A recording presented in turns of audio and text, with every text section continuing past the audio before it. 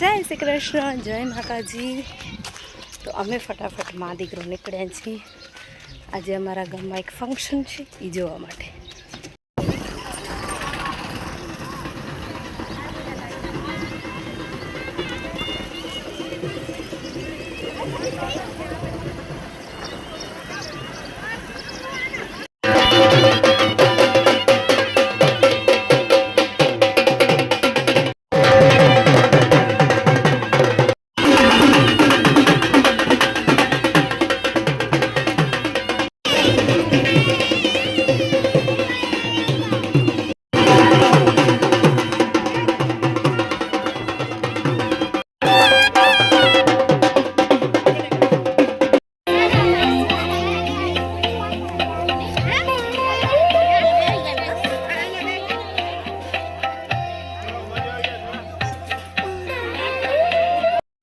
પધાર્યા છે એવા શ્રી ડીબી ઝાલા સાહેબ કે જેઓ રિટાયર્ડ ડીવાયએસપી પણ છે અને બીકેટી કંપનીમાં CSR વિભાગમાં ખૂબ મહત્વની જવાબદારી સંભાળી રહ્યા છે।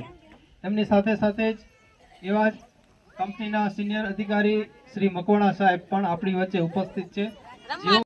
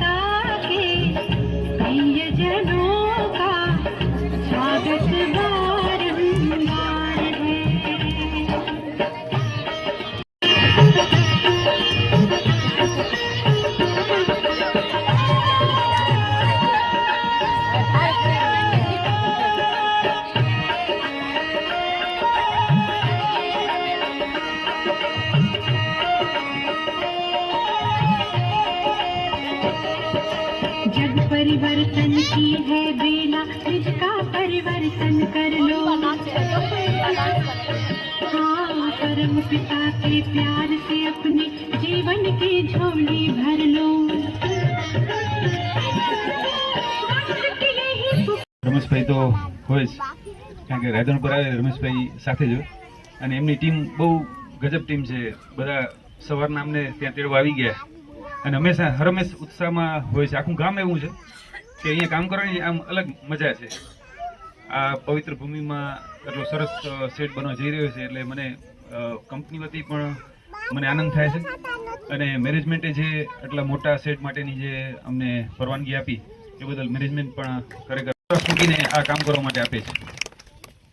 અને આમ જોઈએ તો રમેશભાઈ હંમેશા અમારા સાથે હોય। હમણાં કચ્છ મિત્રમાં તમે કદાચ વાંચ્યું હોય લેખ, તો એક અમે જે તળાવોના કામને પર્યાવરણલક્ષી કામ કરી રહ્યા છીએ એના ઉપર આખો લેખ એમણે આપ્યો હતો અને બહુ સરસ રીતે ટાંક્યું હતું।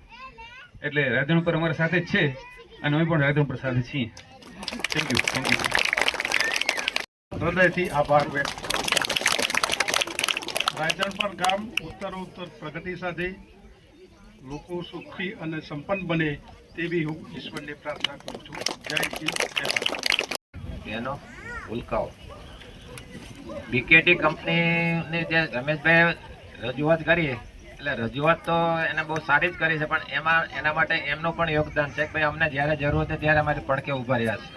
એટલે એના માટે તમારો પણ એટલો જ આભાર છે રમેશભાઈ કે એ અમે પણ ના ભૂલી શકીએ કે ભાઈ તમે અમારા સાથે સપોર્ટમાં જ રહેલા છો।